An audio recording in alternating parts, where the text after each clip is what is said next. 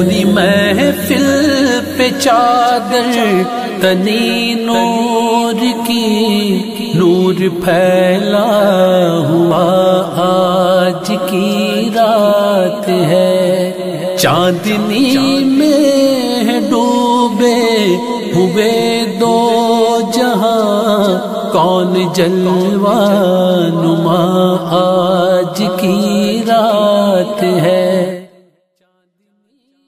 السلام علیکم ورحمۃ اللہ وبرکاتہ۔ جی ناظرین، آپ دیکھ رہے ہیں ATN نیوز، میں ہوں آپ کا میزبان قاری عمر وقاص۔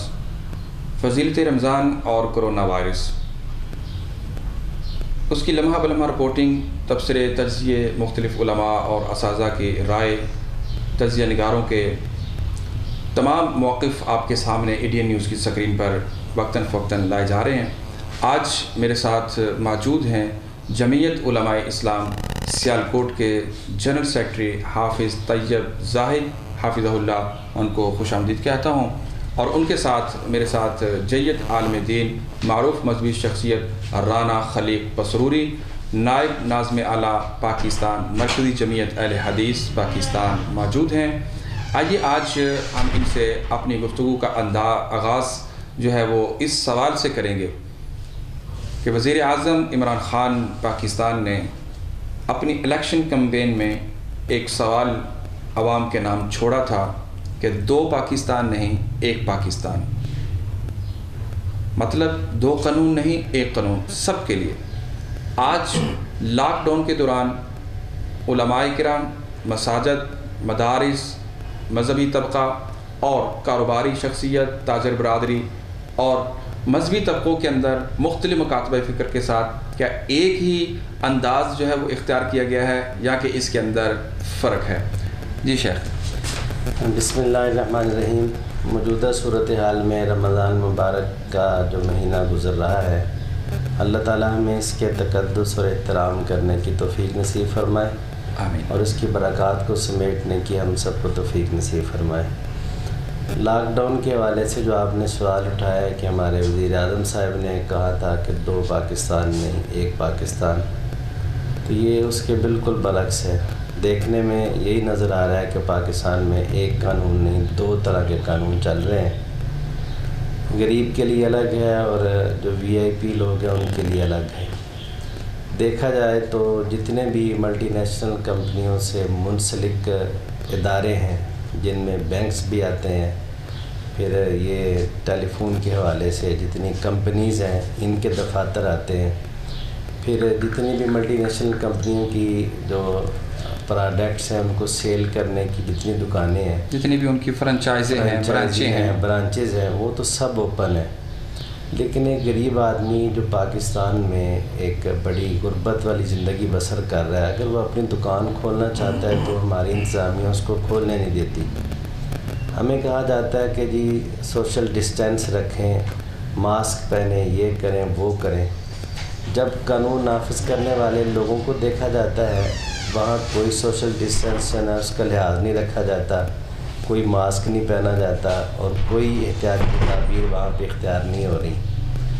ہاسپٹل میں چلے جائیں وہاں بھی یہ صورتحال ہے، اور اگر سرکاری میٹنگ میں چلے جائیں وہاں بھی یہی صورتحال ہے۔ ابھی حالیہ ہمارے ایک منسٹر صاحب نے پسرور کے گندم سینٹر کا دورہ کیا ہے، مجھے تو وہاں کوئی ڈسٹینس نظر نہیں آیا کسی قسم کا۔ یعنی آپ کا کہنا یہ ہے کہ یہ دوہرا معیار ہے جو اپنایا جا رہا ہے؟ دوہرا ایک معیار ہے۔ مساجد کے لیے الگ ہے، جو ان اپنے بینکس ہے وہاں دیکھ لیں جا کے، بھیڑ اتنی ہے کہ وہاں جا کے احساس سے ہوتا ہے کہ یہاں کرونا جو ہے نا وہاں لکھا ہوا ہوگا شاید نو کرونا انٹری، یہاں نہیں ہے۔ مسجد کے باہر لکھا ہے کہ یہاں کرونا آئے گا، عبادات کے لیے آئے گا، ان کو تنگ کیا جا رہا ہے، اور ہمیں کہا جا رہا ہے جی سوشل ڈسٹینس یہ لوگ نہ کریں۔ لیکن جب ان کو دیکھتے ہیں، ان کی عملی زندگی کو، قانون نافذ کرنے والا کو، تو اس میں بالکل ایسے نظر آتا ہے یہاں تو کرونا کا نام ہی نہیں ہے۔ میں اپنے رانا صاحب کی طرف اپنا سوال جو ہے وہ کرنا چاہوں گا. رانا صاحب آپ بتائیے, آپ چونکہ ماشاءاللہ پاکستان لیول پہ جو ہے وہ ایک جماعت کی ذمہ داری جو ہے وہ ادا کر رہے ہیں, کہ کل ہی گزرنے والا جو دن ہے اگر اس کو دیکھا جائے یا دیگر ایام کو دیکھا جائے تو کیا پاکستان کے اندر ایک مخصوص طبقے کو, وہ چاہے کاروباری ہے, چاہے مذہبی ہے, چاہے سیاسی ہے, ہمیشہ جو ہے وہ پروٹوکول نہیں ملا اور ان کو پروٹوکول کے ساتھ ان کے ایام کو جو ہے وہ منانے کی اور ان ادوار کو اچھے طریقے سے گزارنے کی پرمیشن دی گئی ہے یا نہیں؟ میں جی سب سے پہلے شکریہ ادا کرتا ہوں ایڈین نیوز کا جو وقت نکال کے ہمارے پاس تشریف لائے. انتہائی شکر گزار ہوں آپ کی تشریف آوری کا. جہاں تک مذہبی حوالے سے, مسلکی منافرت کے حوالے سے یہ سلسلہ ہے تو قادیانیت نوازی کا بھی اگر تذکرہ کیا جاتا ہے یا جس انداز میں کل کے جلوسوں کا سلسلہ کا آپ حوالہ دے رہے ہیں, میں یہ سمجھتا ہوں کہ حکومت کی پالیسیاں اس قدر کمزور ہیں کہ یوٹیلٹی سٹور پہ ان کو رش نظر نہیں آتا. اور خاص کر کے احساس پروگرام کے حوالے سے جو مال تقسیم ہوا, کرپشن کتنی ہوئی ہے ایک الگ موضوع ہے.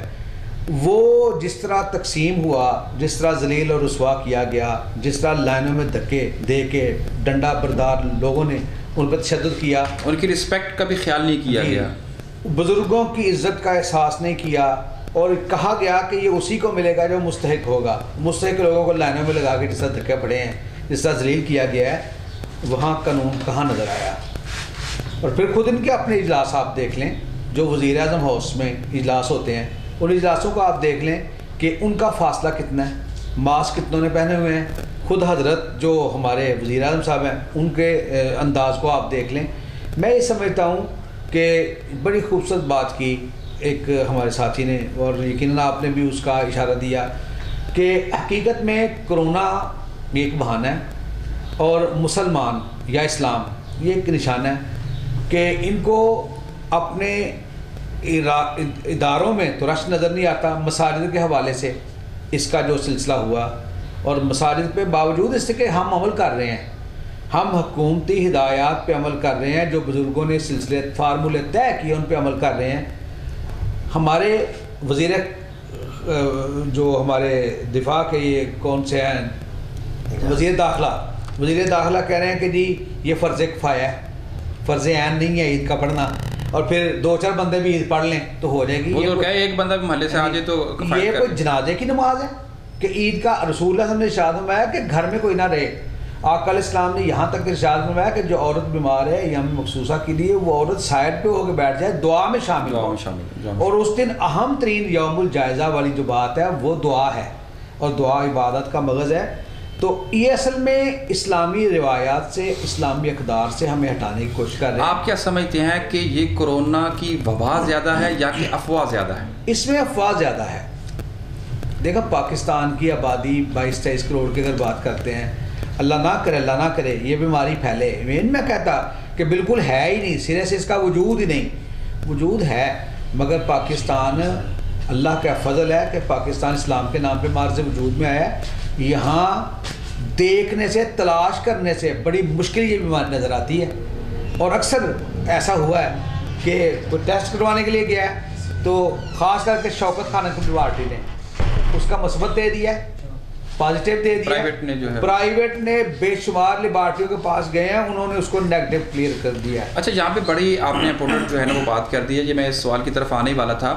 آپ یہ بتائیں کہ اگر سرکاری لیبارٹری سے کروائیں تو وہ پازیٹیو ہے, پرائیویٹ سے کروائیں تو وہ نیگیٹو ہے, کیا حکومت ایک طرف کہتی ہے کہ ڈرنا نہیں, خوف نہیں پیدا کرنا, دوسری طرف ان کو اپنی تعداد بڑھانے کی کیا مجبوری ہے؟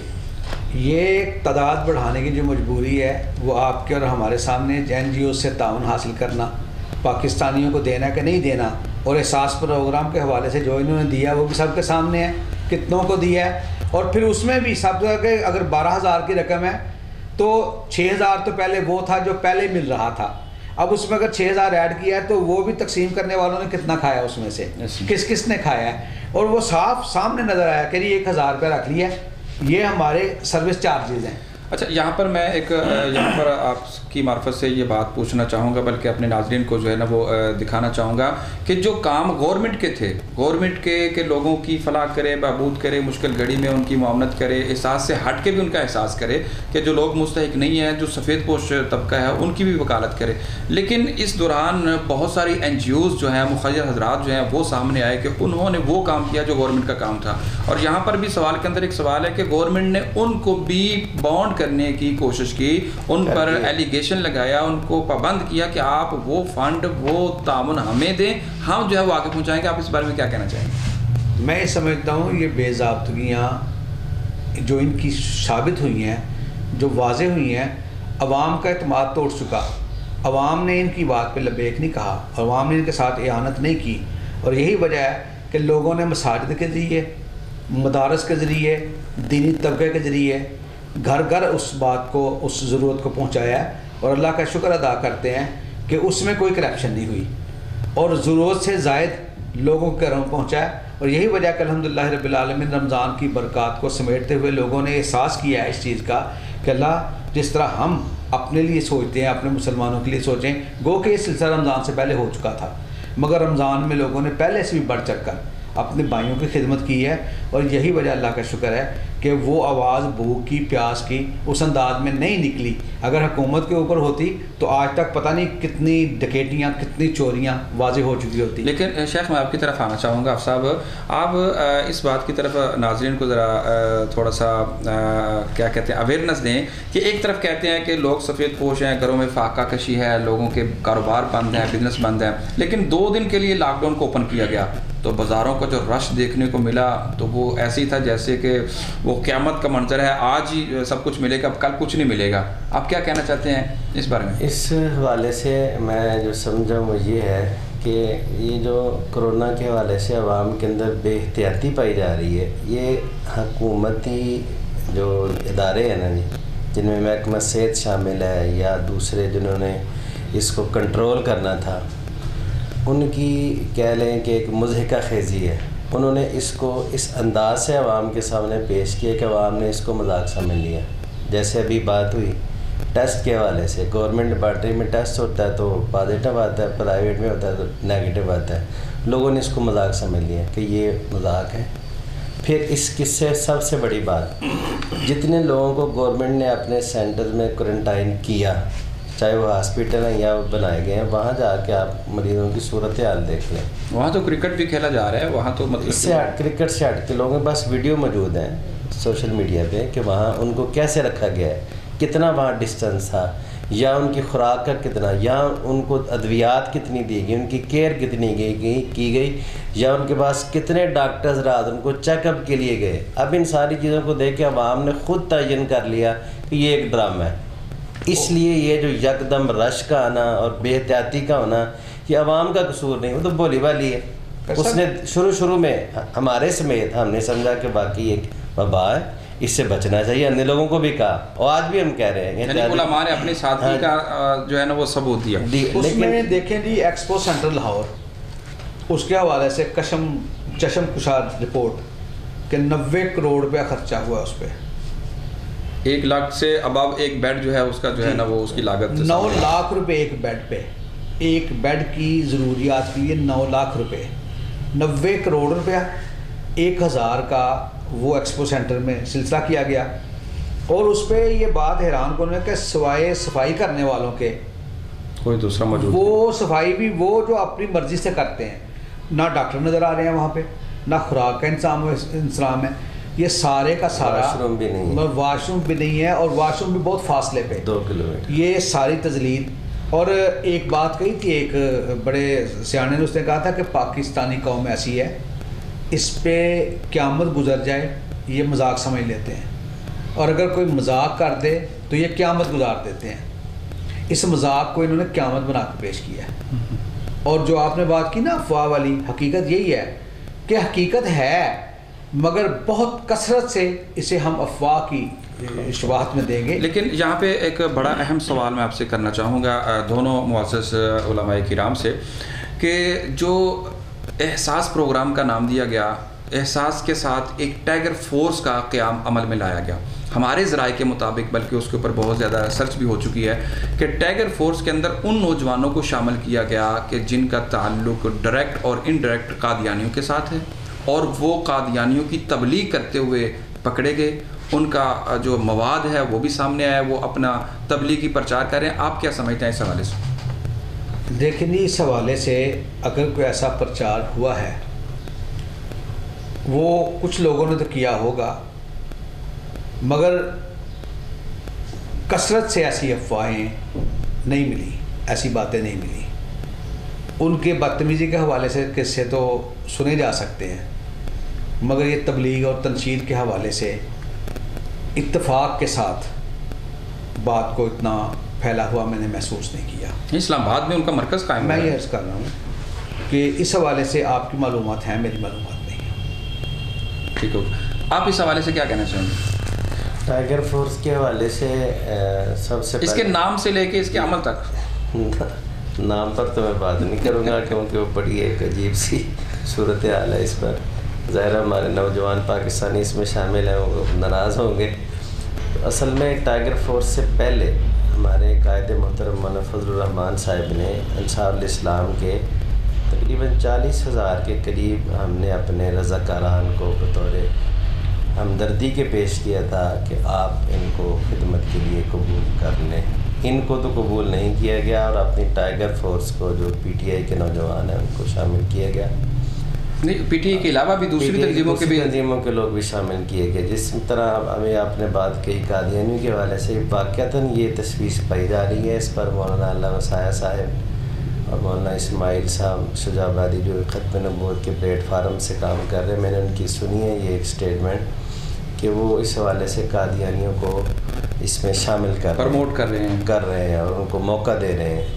اگر ایسا کر رہے ہیں تو یہ ایک بڑی غلط بات ہے. اور دیکھا جائے تو جو ٹائیگر فورس بنی بھی ہے جہاں بھی ہے وہ غیر فعال ہے، منظم بھی نہیں ہے. وہ تو خیر بہت سارے لوگوں نے خود جو ہے نا وہ مستفی ہو گئے ہیں، بے مقصد سی وہ بنی ہے. جو لوگ اس میں شامل ہو شرمندگی کے حوالے سے خود ہی پیچھے ہٹ گئے. اچھا، میں ٹائم کے حوالے سے آخری کویسچن جو ہے نا وہ آپ سے ٹو دی پوائنٹ جو ہے نا وہ جاننا چاہوں گا دونوں علماء کرام سے کہ آپ کے پسرور کے علاقے میں بھی ایک ایسا نوجوان پایا گیا جس نے اپنے گھر کے اوپر اسرائیل کا جھنڈا لہرایا.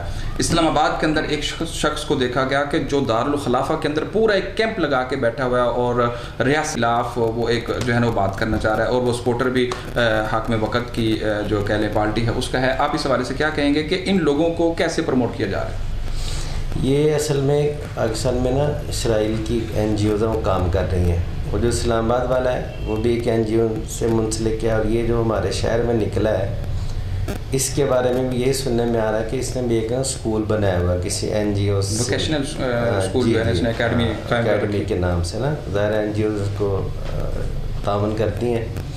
اس حوالے سے اس کا کوئی لنک ہوگا، لیکن اب اس میں جو ساری ذمہ داری ہے وہ بہرحال ریاست کی بنتی ہے، ریاست کی ذمہ داری بنتی ہے. لیکن پاکستان نے آج تک اسرائیل کو تسلیم نہیں کیا. میں آواز اٹھاتا ہوں کہ یہ پتہ نہیں اس کا کیا، اصل ذمہ داری تو ریاست کی ہے. وہ ہمارے ملک کے خلاف آواز اٹھا رہے ہیں، ہمارے اداروں کو جو ہے نا وہ ان کو دیکھنا ہوگا، ان پر ایک سوالیہ نشان ہے. جی رانا صاحب، آپ اس حوالے سے کیا کہنا چاہیں گے؟ میں ان کے موقف کی تائید کرتا ہوں کہ ساری ذمہ داری ریاست کی ہے، اور ریاست کے اندر سے اگر ایسی کوئی کمی کٹی نکلتی ہے نا تو اس کے تانے بانے ملتے ہیں، جس وجہ سے ایسے لوگوں کو نتھ نہیں ڈالی جاتی. بڑے دنوں کے بعد جا کے کچھ لوگوں نے احساس دلایا اور اس کا جا کے خود خیمہ اکھاڑا، خود اس کے پیچھے دوڑے، تو آگے چڑھ کے دوڑا. کیا حکومت کو اور ذمہ داران کو اس کا احساس نہیں تھا کہ ان کی چھاتی پہ منہ کر رہا ہے ایک بندہ؟ یہاں جھنڈے کا احساس اگر دلایا گیا ہے تو کیا حکومتی دارالخلافہ میں بیٹھا شخص نظر نہیں آ رہا تھا؟ ہاں جی. جی ناظرین، جیسا کہ آپ نے سنا ہمارے معزز علماء کرام نے اپنا رد عمل اس کے اوپر دیا ہے، اور انہوں نے کہا کہ ہمارے اداروں کو پاکستان کی سلامتی اور بقا کے لیے اپنے آپ کو مزید منظم اور مزید متحرک کرنا ہوگا، اور اپنے آپ کو اس حوالے سے ایسے جو شر پسند عناصر ہیں، جو افراد ہیں جو قوم کے اور ملک کے اور قانون کے اور اسلام کے غدار ہیں، ان کے خلاف اپنا شکنجہ تھوڑا سا ٹائٹ کرنا ہوگا، مضبوط کرنا ہوگا، اپنا کلچ جو ہے وہ مضبوط کرنا ہوگا۔ انشاءاللہ نئے پروگرام کے ساتھ اور نئے مہمان کے ساتھ انشاءاللہ آپ سے جلد کریں گے ملاقات۔ میرے کیمرہ مین عثمان علی کے ساتھ مجھے دیجیے اجازت، دیکھتے رہیے ایڈین نیوز۔ مزید خبروں، تبصروں اور تجزیوں کے لیے ہماری ویب سائٹ www.indianpk.tv وزٹ کیجیے۔ اللہ حافظ۔